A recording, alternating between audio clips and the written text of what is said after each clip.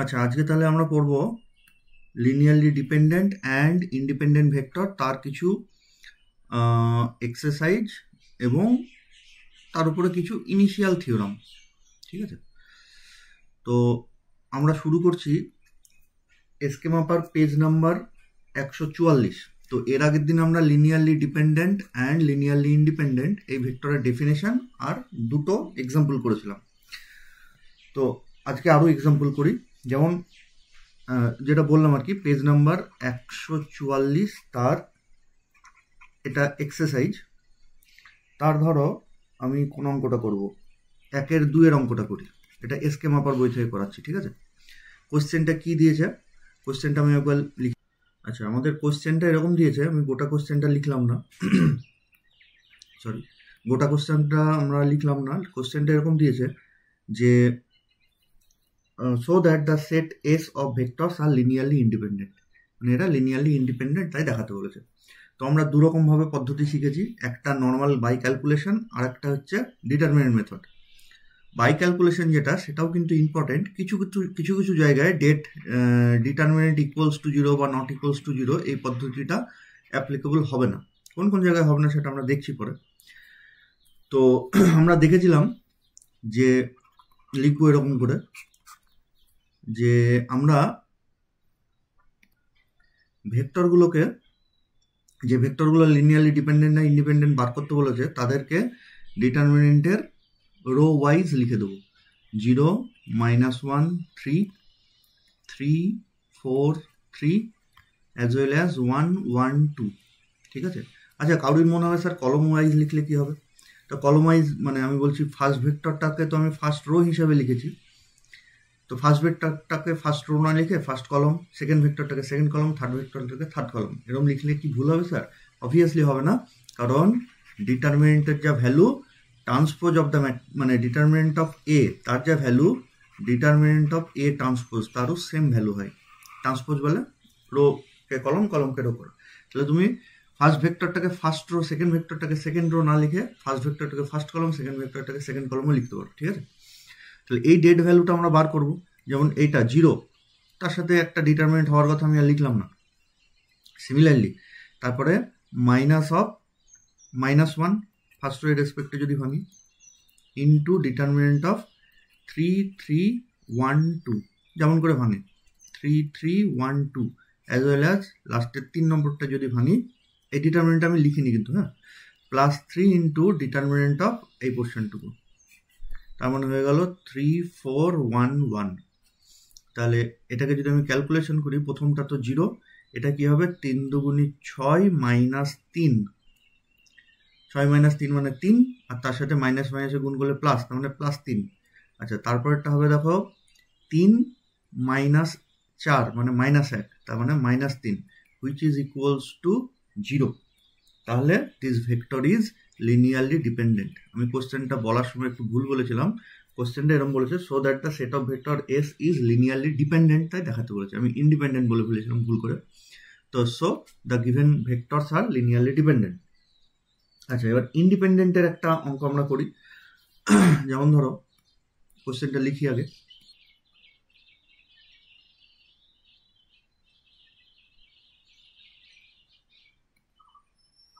তো কোশ্চেনটা এরকম হয়েছে যে 2-এর-1, যে এস ইকুয়ালস টু 4টে ভেক্টর দিয়েছে, এটা 4 ডাইমেনশনাল ভেক্টর দিয়ে বলেছে so that the vectors is linearly dependent, তাই বলেছে।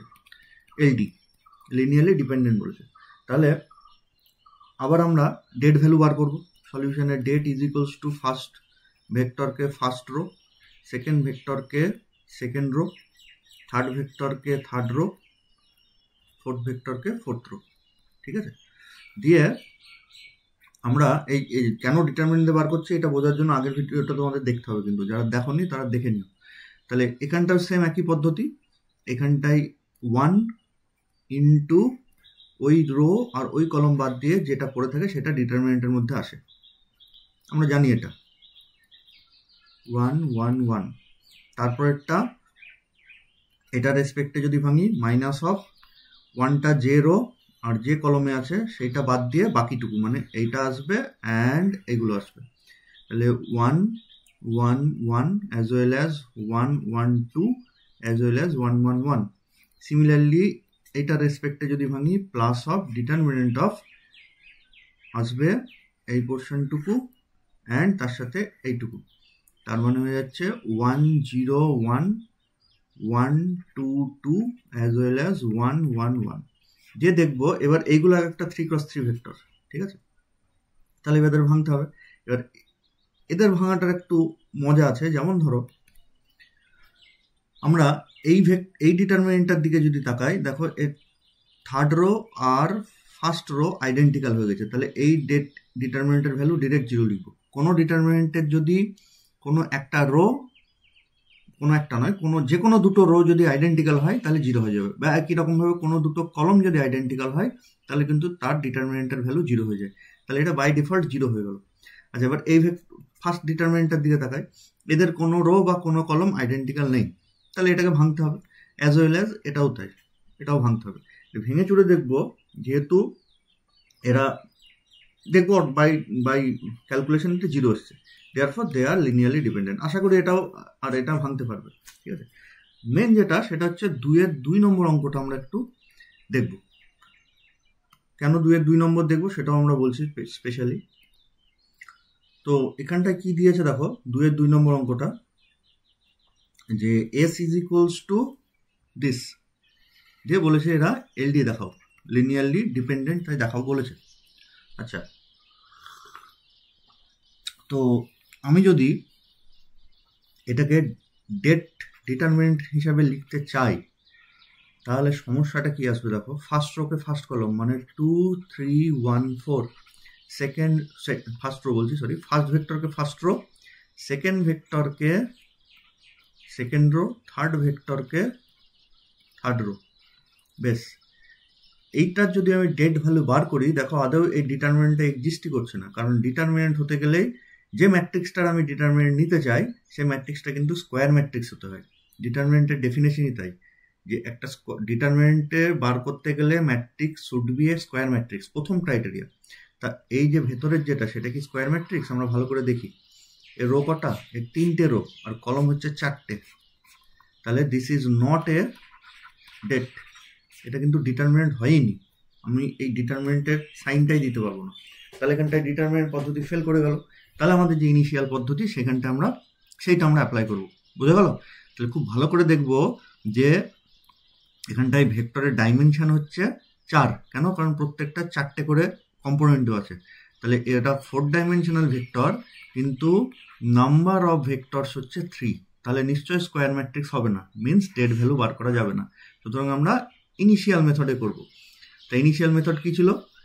Late a into 2 3 1 4 plus b into 3 2 4 1 plus c into 1 1 1 1 দিয়ে আমরা এবিসি এর ভ্যালু বার করব। This should be equals to theta. Theta মানে অ্যাকচুয়ালি আমাদের 0 ভেক্টর, এখানটা ডাইমেনশন কত ভেক্টরগুলোর? 4 ডাইমেনশন, তাহলে এখানটায় নাল ভেক্টর মানে 4টে 0 লিখবো। যদি 3 ডাইমেনশনাল ভেক্টর হতো তাহলে 3টে 0 লিখতাম, ঠিক আছে? এগুলো তোমরা সব জানো। দিয়ে আমরা এ বি আর সি এর ভ্যালু বার করবো। যদি প্রত্যেকেই 0 হয় তাহলে ডিপেন্ডেন্ট, কোনো একটা নন 0 হলেই ইন্ডিপেন্ডেন্ট। একটু ভুল বললাম, যদি প্রত্যেকেই 0 হয় তাহলে ইন্ডিপেন্ডেন্ট, আর কোনো একটা নন 0 হলে ডিপেন্ডেন্ট। তাহলে এদের যদি আমি ইকুয়েশনে কনভার্ট করি, তাহলে প্রথম ইকুয়েশন কি আসবে? 2a, তারপরেরটা আসবে প্লাস 3b, তারপরেরটা আসবে 1c, মানে c is equals to 0। Similarly second component যদি নিই, তাহলে 3a প্লাস এটার জন্য আসবে 2b প্লাস এটার জন্য আসবে c, this should be equals to 0। As well as third component যদি নিই, তাহলে আসছে দেখো a plus 4b plus c is equals to 0। Fourth component নিলে 4a plus b plus c is equals to 0। 4টে ইকুয়েশন। আমরা কাজ করি, এই প্রথমকার দুটো ইকুয়েশনকে সলভ করি, দিয়ে সেইটা দিয়ে 3 আর 4 নম্বর ইকুয়েশনটাকে কি হয় সেটা দেখব। তাহলে এটার আমি দিয়ে দিলাম, নাম্বার দিয়ে দিলাম, এটা হচ্ছে 1 নম্বর, এটা হচ্ছে 2 নম্বর, এটা হচ্ছে 3 নম্বর অ্যান্ড 4 নম্বর। তাহলে সলভিং 1 and 2, তাহলে a বাই, দেখো এরকম করে করেছিলাম আগে ভিডিওতে, b বাই c বাই, তাহলে এ বাই প্রথম 1 আর 2 থেকে কি পাবো, এটা ইন্টু এটা মিনস 3 মাইনাস অফ এটা ইন্টু এটা মানে 2, 3 মাইনাস 2 মানে 1। একই রকমভাবে বি বাই কি, তাহলে বিটাকে ঢেকে দেবো, তাহলে 1 ইন্টু 3 মানে 3 মাইনাস 1 ইন্টু 2 মানে 1, 3 মাইনাস 2 মানে 1, অ্যাজ ওয়েল অ্যাজ তারপরেরটা হচ্ছে 2 দুগুণে 4 মাইনাস 3 তিরিক্ষে 9, তার মানে এখানটা হয়ে গেল minus 5 is equals two K, say where k is any real number. This imply a মানে k, b মানে k আর c মানে হচ্ছে মাইনাস 5। এবার তোমার মনে হবে এনি রিয়াল নাম্বার ব্যাপারটার মানেটা কি? তো দেখো এনি রিয়াল নাম্বার মানে তুমি কে এর ভ্যালু যা ইচ্ছা নাও, যা ইচ্ছা মানে এখানটায় কে এর ভ্যালু 2 নিলাম আর এখানটায় 5 নিলাম তা কিন্তু হলে হবে না। কে এর ভ্যালু তিনটেতে সেম নেবো, ধরো 3 নিলাম, তাহলে এখানটায় এর ভ্যালু কত 3, বি এর ভ্যালু 3, সি এর ভ্যালু মাইনাস 15, এই দুটো ইকুয়েশনকে স্যাটিসফাই করবে। তুমি 3-এর জায়গায় মাইনাস 3 নাও তাও স্যাটিসফাই করবে, তুমি 10 নাও তাও কিন্তু 1 আর 2কে স্যাটিসফাই করবে। তাহলে কে এর ভ্যালু যে কোনো রিয়েল নাম্বার নাও না কেন এই ফার্স্ট অ্যান্ড সেকেন্ড ইকুয়েশনকে স্যাটিসফাই করতে বাধ্য। সেই জন্য হোয়ার K is any real number এখানটা লিখতে পারি, হোয়ার K is any real number. ঠিক আছে, আচ্ছা এবার আমি দেখি এরা 3 নম্বরকে স্যাটিসফাই করছে কিনা। তা আমি যদি দেখি এখানটায় কে কে মাইনাস 5, এর ভ্যালু কে, বি এর ভ্যালু কে, সি এর ভ্যালু মাইনাস 5, এখানটা যদি পুট করি দেখো স্যাটিসফাই করে যাচ্ছে। মানে আমি বলতে চাইছি নাও এ প্লাস 4b প্লাস সি 3 নম্বর ইকুয়েশন, সেখানে এর ভ্যালু কে, বি এর ভ্যালু কে বসালে 4k, সি এর ভ্যালু মাইনাস 5k বসালে আলটিমেটলি এটা বাই ক্যালকুলেশন 0 হয়ে যাচ্ছে। তার মানে এখানেও কে এর ভ্যালু আমি যা ইচ্ছা নেই না কেন 3 নম্বর ইকুয়েশনকে স্যাটিসফাই করে গেল। যদি না হতো, না স্যাটিসফাই করার হতো, তাহলে এই দিকের এটা 0 আসতো না, এরকম 2k আসতো, সাপোজ 2k বা 3k, this should be equals to 0, কারণ এই দিকটা 0 আসতেই হবে। তাহলে কে এর ভ্যালু 0, তখন কে এর ভ্যালু 0 মানে এর ভ্যালু বাধ্যতামূলক 0, মানে 1 আর 2 কে এর যে কোনো ভ্যালুর জন্য স্যাটিসফাই করছে, কিন্তু 3 নম্বরকে স্যাটিসফাই করতে গেলে কে এর ভ্যালু 0 হওয়া ছাড়া উপায় নেই। তাহলে তখন কে এর ভ্যালু 0 মানে এও 0, বিও 0, সিও 0, তার মানে তখন ইন্ডিপেন্ডেন্ট হয়ে যেত, 4 নম্বর আমাকে যেতেই হতো না 4 নম্বর ইকুয়েশন। কিন্তু এখানটায় বাই ডিফল্ট কে এর যে কোনো ভ্যালুর জন্য স্যাটিসফাই করে যাচ্ছে, তার মানে আমাকে কে এর ভ্যালু বাধ্যতামূলক 0 নিতে হবে না, অন্য কিছু নিলেও হবে। আচ্ছা 3 তো নয় স্যাটিসফাই করলো এবিসি এর এই ভ্যালুর জন্য, 4 স্যাটিসফাই করছে কিনা দেখি। Also 4a plus b plus c বসিয়ে দিলে 4k প্লাস কে মাইনাস 5k, এটাও 0 হয়ে গেল ফর এনি ভ্যালু অফ কে। তাহলে এই যে এ বি সি এর ভ্যালু আমরা পেয়েছিলাম 1 আর 2 থেকে, সেখানে কে এর ভ্যালু তুমি যা ইচ্ছা পুট করি না কেন 1 2কে তো এমনি স্যাটিসফাই করবে, 3 4কেও স্যাটিসফাই করে যাচ্ছে। তাহলে ফর এনি ভ্যালু অফ কে, তাহলে আমরা কে এর ভ্যালু নন জিরো নিতেই পারি। তাহলে টেক কে ইকুয়ালস টু 1, কেউ -1 নিতে পারে, কেউ 3 নিতে পারে। Take k equals to 1, then a মানে 1, b মানে 1 and c মানে -5, which are non-zero. Therefore the vectors are linearly dependent. বুঝা গেল? তাহলে সব অঙ্কে কিন্তু আমাদের ডিটারমিনেন্ট মেথড অ্যাপ্লিকেবল নয়। কিছু কিছু অঙ্কে আমরা যেমন যেখানে ডাইমেনশন আর নাম্বার অফ ভেক্টরস ম্যাচ করবে না, সেখানটা কিন্তু আমাদের বাই ইকুয়েশন সলভ করতে হবে এটাকে। ঠিক আছে, আচ্ছা এখানটা আরেকটু বলে দিই, যদি ধরো 3 নম্বর ইকুয়েশনটা এরকম আছে, 4 নম্বর ইকুয়েশনটা ধরো এরকম এসছে, ভেক্টর এমন দেওয়া আছে যাতে 4a প্লাস বি, আগেরটা ছিল 4a plus b plus C, এবার ধরো 4a প্লাস 2b চলে এসছে সাপোজ। তাহলে কে এর এই ভ্যালুগুলো, সরি এবিসি এর এই ভ্যালুগুলোর জন্য 3 নম্বর স্যাটিসফাই হয়ে গেছে। 4 নম্বরটা দেখি, 4 নম্বরটা এখন ইকুয়েশন হয়ে গেছে 4a plus 2b plus C. এখন মানে যদি ভেক্টরটা সেরকম থাকতো যাতে করে এরকম আসতো, তাহলে সেইটার কেসটা আমি বলে দিই। তাহলে এখানটায় এর ভ্যালু কে, তার মানে 4k, বি এর ভ্যালু কে মানে 2k, সি এর value -5k, this equals to 6k - 5 মানে কে 0 তো হলো না, কিন্তু একে অবভিয়াসলি এর রাইট হ্যান্ড সাইড 0 আসতেই হবে, this should be equals to 0। তাহলে এখান থেকে আমরা কি লিখবো, কে ইকুয়ালস টু 0। তাহলে কে এর যে কোনো ভ্যালুর জন্য 1 2 3 স্যাটিসফাই হয়ে গেছে, কিন্তু 4 স্যাটিসফাই হচ্ছে না। 4কে স্যাটিসফাই করতে গেলে আমাদের বাধ্যতামূলক কে ইকুয়ালস টু 0 নিতেই হচ্ছে। তাহলে কে ইকুয়ালস টু 0 যদি আমরা এখানটায় পুট করে দিই এ বি সি এর এই ভ্যালুতে, তাহলে obviously a equals to 0, b equals to 0, c equals to 0, hence the vectors are linearly independent হয়ে যেত। কিন্তু অ্যাকচুয়ালি আমাদের স্যাটিসফাই 4 নম্বরটা করে গেছে, এখানটায় 2 তো ছিল না। ঠিক আছে, আরও কিছু আসতে পারে, ধরো এখানটায় 2 না থেকে যদি 12 থাকতো সাপোজ, তাহলে এখানটায় 12 আসতো, তাহলে 12 আর 4 16 থেকে 5 বিয়োগ দিলে 11k, এটাকেও ইকুয়ালস টু 0 হতে হতো, মেন্স কে ইকুয়ালস টু 0 হতে হতো। ঠিক আছে, এরকমভাবে আমরা চিন্তা ভাবনা করব। আচ্ছা, এরপরে হচ্ছে আমাদের 3-এর 1-এর অঙ্কটা, কোশ্চেনটা বলেছে ফাইন্ড কে বিলংস টু আর, তার মানে কে এর ভ্যালু বার করতে বলেছে, so that the set S is linearly dependent in R3। তাহলে কে এর ভ্যালু কত হলে এস বলে যে সেট অফ ভেক্টরস দিয়েছে তারা লিনিয়ারলি ডিপেন্ডেন্ট হবে। ঠিক আছে, কোশ্চেনটা এরকম। তাহলে আমাদের লিনিয়ারলি ডিপেন্ডেন্ট হওয়ার জন্য ডিটারমিনেন্টটা কি হতে হয়, ইকুয়ালস টু 0 হতে হয়। তাহলে আমরা এই 3টে ভেক্টর দিয়ে ডিটারমিনেন্টটাকে ইকুয়ালস টু 0 লিখে দেবো, সেখান থেকে কে এর যা ভ্যালু বেরোবে সেটাই হবে আমাদের আনসার। তাহলে now delta is equals to solution আর কি, now delta equals to first ভেক্টরকে ফার্স্ট রো, সেকেন্ড ভেক্টরকে সেকেন্ড রো, থার্ড ভেক্টরকে থার্ড রো। তাহলে 1 2 1 কে 3 1 2 কে 0। ঠিক আছে, এইবার আমরা এখানটা একটু চালাকি করতে পারি, থার্ড রো এর রেসপেক্টে ভাঙতে পারি, তাহলে কি হবে, একটা এক্সট্রা 0 মানে একটা ডিটারমিনেন্ট ক্যালকুলেশন কম করতে হবে। ঠিক আছে, সেটা করতে পারো, সেটা আরও বেটার হবে। তো আমি সেই ঝামেলায় যাচ্ছি না, আমরা ফার্স্ট রো এর রেসপেক্টেই ভাঙছি। তাহলে 1 ইন্টু ডিটারমিনেন্ট অফ 3 1 কে 0, 3 1 কে 0, তারপরে 2 এর রেসপেক্টে যদি ভাঙি তাহলে -2 অফ ডিটারমিনেন্ট কি হবে, কে 1 2 0, তাহলে কে 1 2 0, তারপরে 1-এর রেসপেক্টে যদি ভাঙি +1 অফ ডিটারমিনেন্ট অফ কে 3 2 কে, কে 3 2 কে দিয়ে এবার আমরা ডিটারমিনেন্টটাকে যদি ভেঙে দিই, প্রথমটা কি হবে 0, 3-এর সাথে 1 গুণ করলে 0 মাইনাস কে, তার মানে প্রথমটা ভেঙে হচ্ছে মাইনাস কে, তারপরেরটা গুণ করলে 0, এটা গুণ করলে -2, তাহলে -2 ছিল, তার সাথে আবার -2, তার মানে +4, তারপরেরটা 1 ইন্টু এটার সাথে এটা গুণ করলে কে স্কোয়ার -6, তাহলে কে স্কোয়ার -6, এটাকে যদি একটু সাজিয়ে গুছিয়ে লিখি, কে স্কোয়ার তারপরে হচ্ছে minus k -2, k square minus k, আর 4 আর -6 গুলো বিয়োগ করলে -2।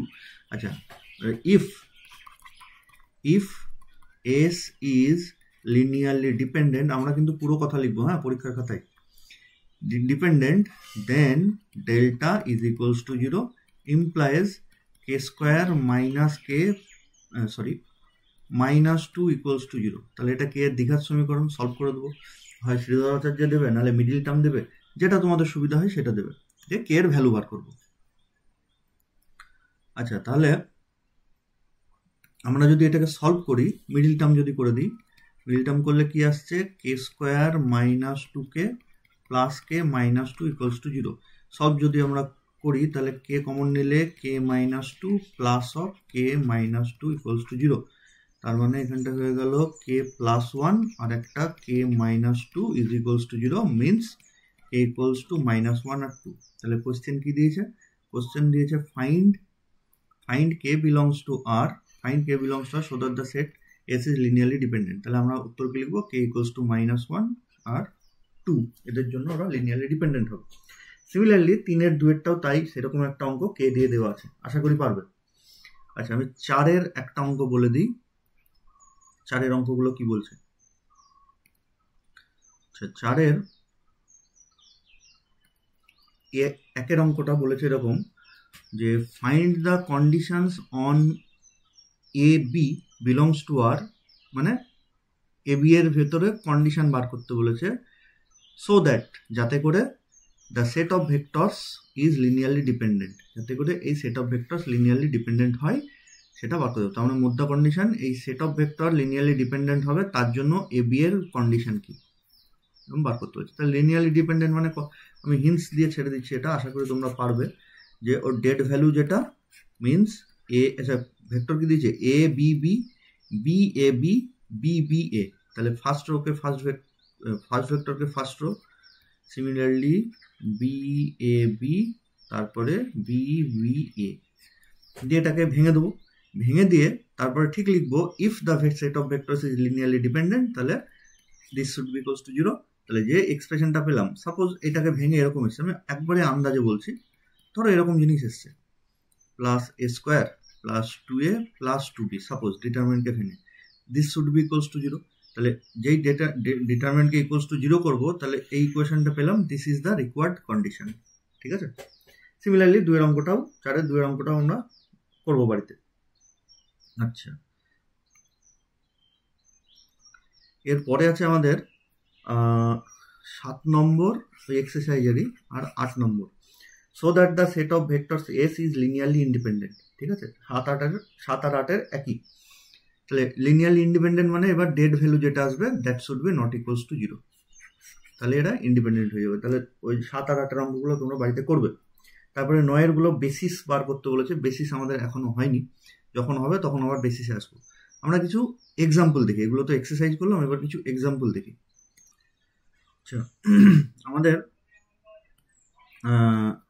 পেজ নাম্বার 129 এসকে মাপারি 1 নম্বর এক্সাম্পল, যেটা একদম নিচের দিকে দেওয়া আছে বইয়ের, কোশ্চেন হিসেবে দেয়নি, ওটা জাস্ট একটা ক্যালকুলেশন করে দিয়েছে। কোশ্চেনটা এরকম হবে, so that S equals to alpha two alpha beta are linearly dependent.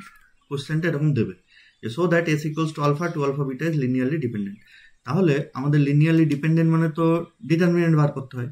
তাহলে যদি এরকম দেওয়া থাকতো আলফা ইকুয়ালস টু 1 2 1, হ্যাঁ, আলফাটা এখানটা 2 আলফা, তার মানে 2 আলফা মানে 2 দিয়ে গুণ করলে 2 4 2, আর বিটার value 1 0 1, then so that this is linearly dependent বা ইন্ডিপেন্ডেন্ট, তাহলে আমি এর ডেড ভ্যালু বার করতাম।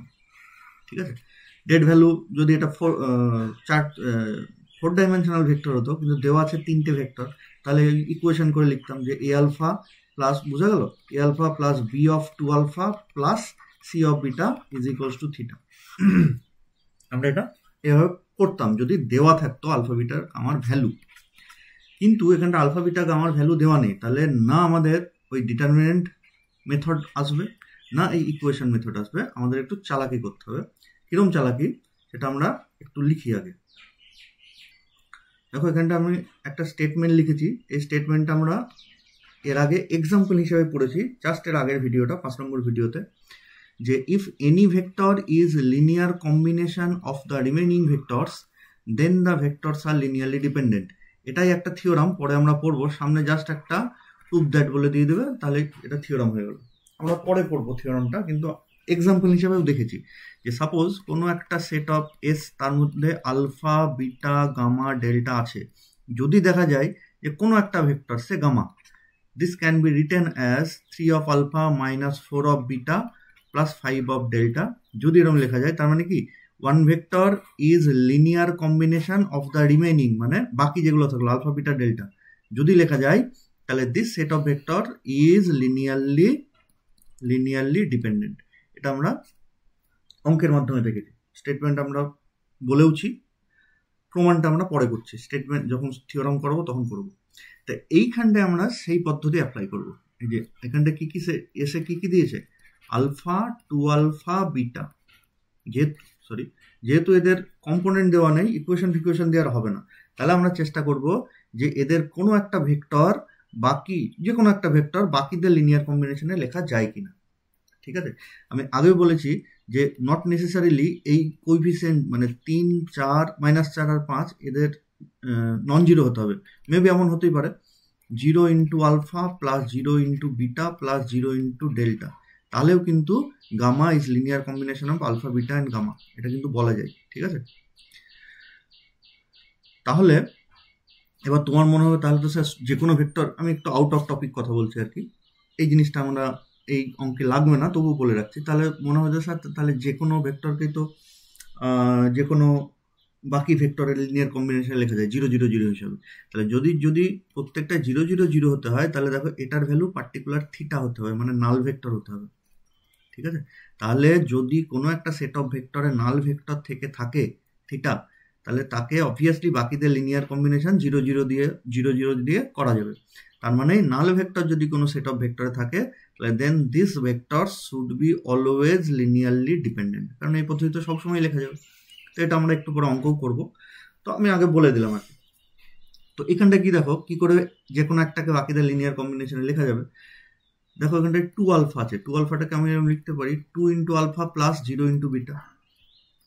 Therefore 2 alpha is the linear combination of beta and alpha, hence S is linearly dependent। এই কথাটা আমরা পুরো লিখবো, তোমরা খাতায় লিখে রাখবে যে clearly 2 alpha equals to 2 into alpha plus 0 into beta, hence 2 alpha is the linear combination of the remaining vectors alpha and beta, hence S is linearly dependent বা the vectors are linearly dependent। ঠিক আছে, তোমার মনে হয় sir আর বাকিগুলোকে কি অন্য কিছু করা যাবে না? হ্যাঁ অবশ্যই যাবে।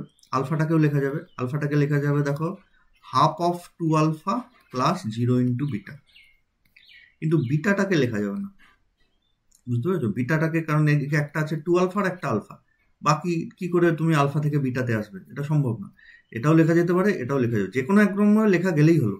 therefore they are linearly dependent। Similarly তার পরের এক্সাম্পল যেটা দেওয়া আছে 2 নম্বর এক্সাম্পল, সেখানেও একই বক্তব্য বলেছে। এস মানে বলেছে আলফা, বিটা, গামা আর বিটা প্লাস গামা দেখাতে বলেছে, এটা লিনিয়ারলি ডিপেন্ডেন্ট। কোশ্চেন এরকম দেবে আর কি। তাহলে এখানটায় কেমন করে লেখা যেতে পারে, দেখো বিটা প্লাস গামা, তাহলে কি লিখবো 1 into beta 1 into gamma 0 into alpha, তাহলে 0 into alpha plus 1 into beta plus 1 into gamma. So beta plus gamma can be written as the linear combination of the remaining vectors, so the set of vectors is linearly dependent। ঠিক আছে, তুমি বিটাকেও লিখতে পারো, বিটাকে যদি লিখতে চাই তাহলে দেখো এরকম আসবে। বিটাকে লিখতে চাইলে সিম্পলি কেমন কি করে দেবো, বিটা প্লাস গামা থেকে গামাটাকে বিয়োগ করে দেবো, তাহলে 1 into beta plus gamma minus 1 into, বা এরকম চালাকি করে মানে এইভাবে লেখাটা সব থেকে ভালো হবে, -1 ইন্টু গামা, তাহলে বিটা প্লাস গামা থেকে গামা বাদ, বিয়োগ চলে আসলো, আলফার কোনো দরকার নেই, তাহলে 0 অফ আলফা। therefore তখন কি লিখতাম, beta is the linear combination of the remaining vectors, so the vectors are linearly dependent. ঠিক আছে, সিমিলারলি 3 নম্বর যেটা আমি একটু আগে বলছিলাম, কোনো সেট অফ ভেক্টর এস এর মধ্যে যদি নাল ভেক্টর থিটার থেকে যায় তাহলে সে সবসময় লিনিয়ারলি ডিপেন্ডেন্ট হবেই। কেন?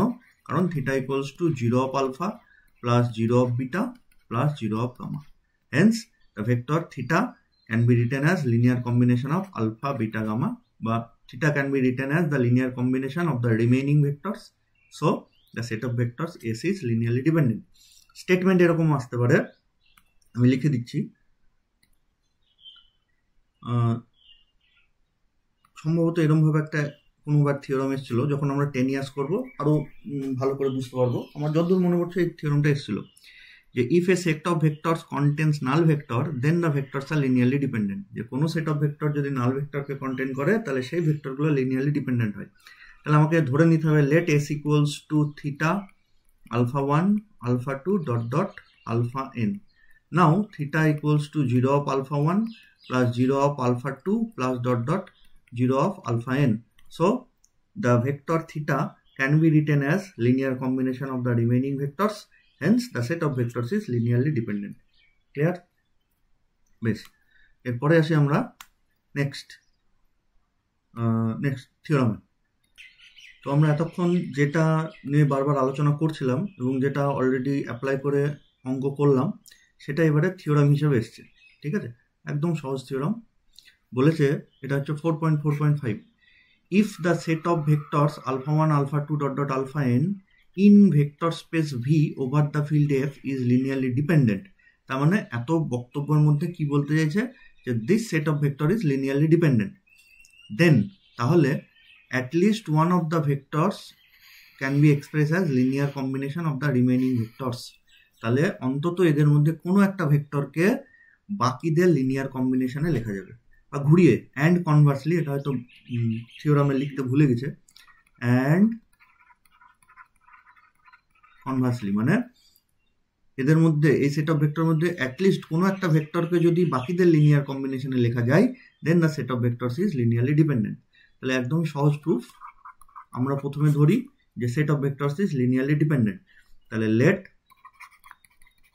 The set of vectors are linearly dependent. তাহলে কি হবে, আমি আর লেখাগুলো লিখছি না, আমি মুখে উচ্চারণ করছি, তোমার যদি মনে হয় যে আমার লেখাটাই পরীক্ষার হলে লিখতে চাও তাহলে পজ করে করে এই জিনিসটা লিখে নিও।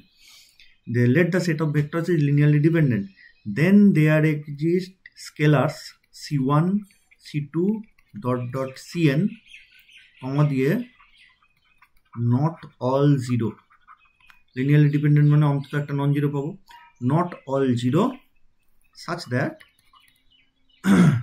c1 alpha 1 plus c2 alpha 2 plus dot dot করে আমি মাঝখানের একটা ভেক্টর যদি লিখতে চাই তাহলে cr alpha r, তার আগেরটা যদি লিখতে চাই cr minus 1 alpha r minus 1, পরেরটা যদি লিখতে চাই cr plus 1 alpha r plus 1 plus dot dot করে cn alpha n should be equals to theta. আমি ভেতরের এই cr minus 1 cr plus 1 টার্মগুলো কেন ঢোকালাম আমি একটু পরেই বলছি। তাহলে এবার এদের মধ্যে কেউ একজন নন জিরো হবে। আমি ধরে নিচ্ছি এই সিআরটাই নন জিরো, তুমি অন্য কিছু ধরতে পারো, সিএম ধরতে পারো। তাহলে যদি সিএম ধরো তাহলে সিএম এর আগের টার্ম মানে সিএম মাইনাস 1 আর সিএম প্লাস 1 এই দুটো লিখবে, ঠিক আছে? তো ধরে নিচ্ছি CR is not equals to zero, তাহলে সিআর কিন্তু এদের ভেতরের কোনো একটা জায়গায় আছে। হ্যাঁ, এই যে সেট অফ স্কেলার নিয়েছি ওদের ভেতরে সিআর কোনো একটা স্কেলার, তাহলে সেটা আমরা লিখি if possible let cr not equals to 0, then from above, উপর থেকে আমরা কি লিখবো, এই cr ইন্টু আলফা আরটাকে লেফট হ্যান্ড সাইডে রাখবো, বাকি যা কিছু আছে সব রাইট হ্যান্ড সাইডে নিয়ে চলে যাবো। তাহলে cr alpha r is equals to c1 alpha 1 ওইদিকে যাবে, তাহলে মাইনাস অফ c1 আলফা 1 হয়ে যাবে, তারপরে c2 আলফা 2 গেলে মাইনাস অফ c2 আলফা 2, তারপরে এটাও যাবে জাস্ট সিআর এর আগের টার্মটা means minus of c r minus 1 alpha r minus 1, এটা তো সি আর আলফা আর তো লেফট হ্যান্ড সাইডে আছে, তাহলে তারপরে কে যাবে c r plus 1 alpha r plus 1, c মানে minus of c r plus 1 alpha r plus 1 plus dot dot করে minus of c n alpha n. বুঝা গেল? তোমার মনে হবে যে এখানটায় স্যার c1 পর আছে আর মাইনাস 1 আর প্লাস 1, তাহলে এখানে মাঝখানে একটা বাদ গেল কেন, আর মাইনাস 1 এর পরেই আর প্লাস 1 কেন আসলো, কারণ আর নম্বরটা আমি লেফট হ্যান্ড সাইডে রেখে দিয়েছি, ঠিক আছে? এরপরের লাইনে আমি কি করলাম, সি আর দিয়ে ডিভাইড করে দিলাম, এই সি আরটা দিয়ে ডিভাইড করে দিলাম, তাহলে এদিকে alpha r is equals to minus c1 cr of alpha 1 plus minus c2 by cr of alpha 2 plus dot dot minus cr minus 1 by cr into alpha r minus 1, তারপরে এই টার্মটাকে যদি লিখি minus of cr plus 1 by cr of alpha r plus 1 plus dot dot করে লাস্টেরটা হবে minus of cn by cr of alpha n। এবার দেখো আমার সিআরটা যেহেতু নন জিরো, তাহলে এই ডিভিশন যেটা করলাম দিস ইজ ভ্যালিড। আমার যদি এমন কিছু দিয়ে ডিভাইড করি যার ভ্যালু জিরো, তাহলে তো এই ডিভিশনটা ভ্যালিড হতো না, সেই জন্য নন জিরো যেটা আমি ধরেছি সেইটাকে লেফট হ্যান্ড সাইডে রেখেছি, দিয়ে সিআর দিয়ে ডিভাইড করে দিয়েছি। বোঝা গেল কেন আমাদের সিআরটা দিয়ে ডিভাইড করতে হলো, সিআরটাকে নন জিরো বলে লেফট হ্যান্ড সাইডে রাখলাম, এটা হচ্ছে তার কারণ। আচ্ছা, এইবারে আমরা এখান থেকে কি বলতে পারি, আমরা এখান থেকে দেখো পরিষ্কার বলতে পারি যে so alpha r is the linear combination of alpha 1 alpha 2 dot dot alpha r minus 1 alpha r plus 1 dot dot alpha n. এই যে পরিষ্কার আলফা আরটাকে alpha 1 alpha 2 alpha r minus 1 alpha r plus 1 alpha এনে কম্বিনেশনে লিখে ফেলেছি, তাহলে সেটা লিখলাম cr is the can be written as linear combination of this, যেটাই আমাদের কোশ্চেনে চেয়েছে যে if the set of vectors this linearly dependent then at least one of the vector of the set can be express as linear combination of the remaining, তাহলে বাকিদের linear কম্বিনেশনে লেখা যাবে। বেশ গিয়েছে। এবার উল্টে আমরা ধরি যে কোনো একটাকে বাকিদের লিনিয়ার কম্বিনেশনে লেখা গেলে তারা লিনিয়ারলি ডিপেন্ডেন্ট হয়। কনভার্সলি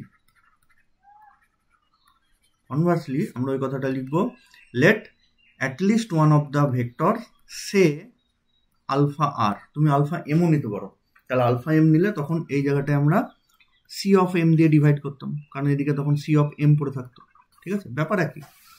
তাহলে তারপরে লিখছি let at least one of the vectors say alpha r can be written as linear combination of the remaining vectors. তাহলে তাই যদি হয় then alpha r is equals to, এখানটা সি ধরেছি কনস্ট্যান্ট, এখানে অন্য কিছু ধরি, a1 alpha 1 plus a2 alpha 2 plus dot dot a r minus 1 alpha r minus 1 plus a r plus 1 alpha r plus 1 plus dot dot করে a n alpha n, হোয়ার এটা আমি অবশ্যই লিখবো হোয়ার a1 a2 dot dot a r minus 1 a r plus 1 dot dot a n may be all 0, may be all 0, ঠিক আছে? কারণ linear combination আমরা দেখেছি সব 0 হলেও হবে। আর তোমার বারবার মনে হবে যে এই জায়গাটা এই দুটো টার্মকে কেন লিখছি।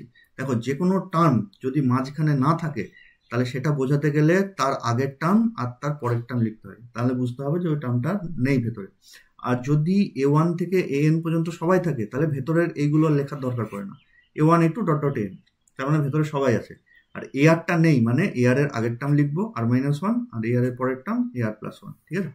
এইবার আমি সবগুলোকে একদিকে নিয়ে চলে আসছি এই কোয়েশনের, তাহলে সবদিকে একদিকে নিয়ে চলে আসছি, বা এআর আলফাটাকে ওই দিকে নিয়ে চলে যাচ্ছি।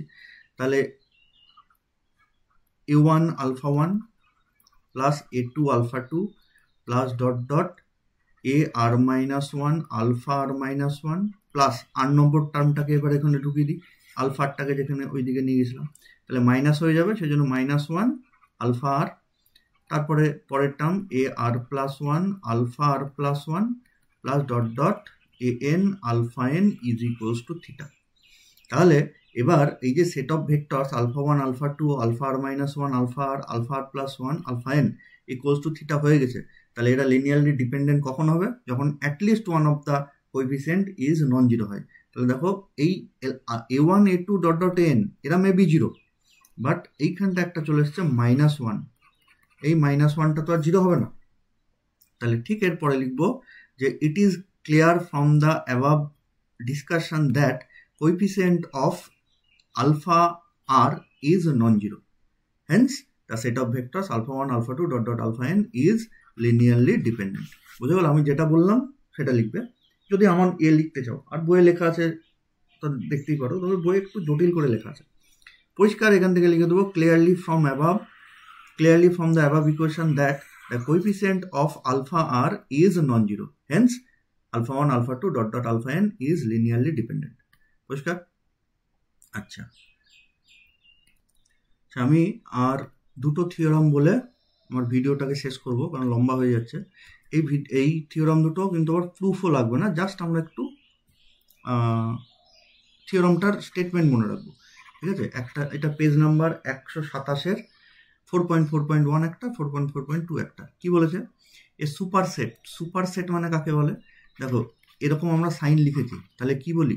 এ is a subset of b, ঘুরিয়ে b is a superset of a, মানে যেটা ছোট সেটাকে বলা হয় সাবসেট, যেটা বড় সেটাকে বলা হয় সুপারসেট, ঠিক আছে?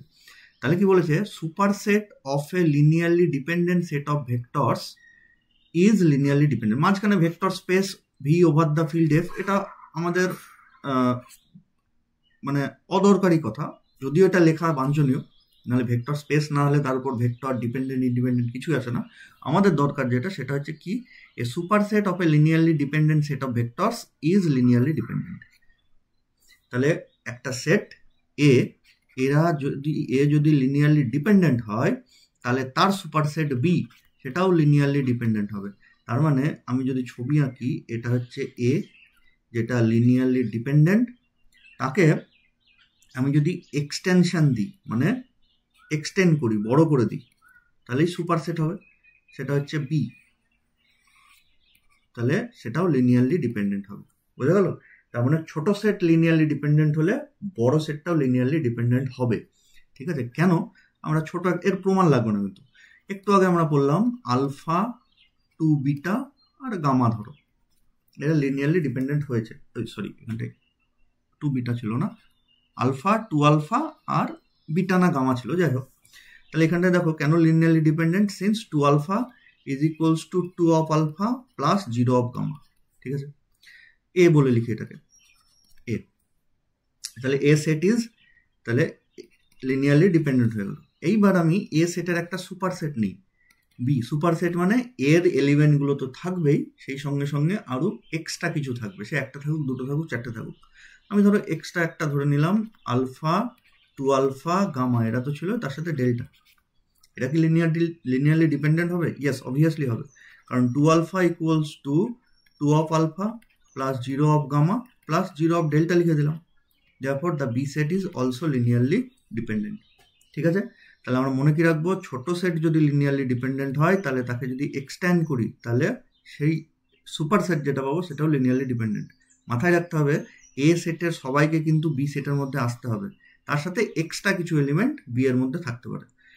আচ্ছা, গেল। এবার আসি আমরা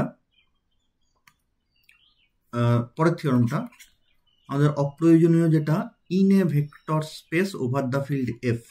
এটা আমাদের অপ্রয়োজনীয় মানে তুমি এটা ভেবো না যে বইয়ে লিখেছে ভুল, এটা দরকার, কিন্তু আমরা বোঝার সুবিধার জন্য ছোট করে নিচ্ছি ব্যাপারটাকে। তাহলে a subset of a linearly independent set is linearly independent. তাহলে সাবসেট মানে এবার কি বলতে চাইছে, ধরো a is a subset of b. আগেরটা কি ছিল, এ লিনিয়ারলি ডিপেন্ডেন্ট হলে তার বড় সুপারসেট লিনিয়ারলি ডিপেন্ডেন্ট হবে। ঘুরিয়ে এবারে বলেছে যদি বিটা লিনিয়ারলি ইন্ডিপেন্ডেন্ট হয় তাহলে তার সাবসেট এটা লিনিয়ারলি ইন্ডিপেন্ডেন্ট হবে। এই যে subset of linearly independent set of vector is linearly independent. তার মানে লিনিয়ারলি ডিপেন্ডেন্ট সেট তার সুপারসেট করলে লিনিয়ারলি ডিপেন্ডেন্ট হবে, কিন্তু এ যদি লিনিয়ারলি ইন্ডিপেন্ডেন্ট হয়ে থাকে তাহলে তাকে যদি বড় করি সে যে লিনিয়ারলি ইন্ডিপেন্ডেন্ট হবে তার কোনো গ্যারান্টি নেই। কিন্তু আমি বলতে চাইছি ছোটটা যদি লিনিয়ারলি ইন্ডিপেন্ডেন্ট হয়, ছোটটা যদি লিনিয়ারলি ইন্ডিপেন্ডেন্ট হয় তাহলে বড়টা যে লিনিয়ারলি ইন্ডিপেন্ডেন্ট হবে তার কোনো গ্যারান্টি নেই, কিন্তু ছোটটা লিনিয়ারলি ডিপেন্ডেন্ট হলে বড়টা লিনিয়ারলি ডিপেন্ডেন্ট হবে, এটা কনফার্ম। ঠিক একই রকমভাবে বড়টা যদি লিনিয়ারলি ইন্ডিপেন্ডেন্ট হয় তাহলে ছোটটা কনফার্মলি লিনিয়ারলি ইন্ডিপেন্ডেন্ট হবে, কিন্তু বড়টা যদি ডিপেন্ডেন্ট হয় তাহলে ছোটটা যে লিনিয়ারলি ডিপেন্ডেন্ট হবে তার কোনো গ্যারান্টি নেই। তার মানে ছোটটা ডিপেন্ডেন্ট, বড় করলে ডিপেন্ডেন্টই থাকবে। ঘুরিয়ে বড়টা ইন্ডিপেন্ডেন্ট, তাহলে তাকে যদি ছোট করি, মানে আমরা যদি কন্ট্রাকশন দিই, সংকোচন করি, তাহলে বড়টা ইন্ডিপেন্ডেন্ট থাকলে সংকোচনের পরেও ইন্ডিপেন্ডেন্ট থাকবে। ব্যাপারটা যেন ভালো করে মাথায় থাকে, ঠিক আছে? যেমন ফর অ্যান এক্সাম্পল, ধরো এ সেটের মধ্যে বি সেটের মধ্যে আলফা, বিটা, গামা আছে আর ডেল্টা শুদ্ধ আছে। তাহলে এরা কেউ কাউরির মাধ্যমে এক্সপ্রেস করা যাবে না। তাহলে only possibilities 0 of alpha, 0 of beta, 0 of gamma plus 0 of delta is equals to theta. Hence B is linearly independent. এবার এখান থেকে আমরা একটা সাবসেট নিই এ। সাবসেট মানে অন্তত একটা কম থাকবে, দুটো থাকতে পারে, তিনটেও থাকতে পারে, অন্তত একটা কম থাকবে। আমি মাঝখান থেকে বিটাকে ধরো নিয়ে নিই। তাহলে এর মধ্যে কি আছে, আলফা, গামা, ডেল্টা।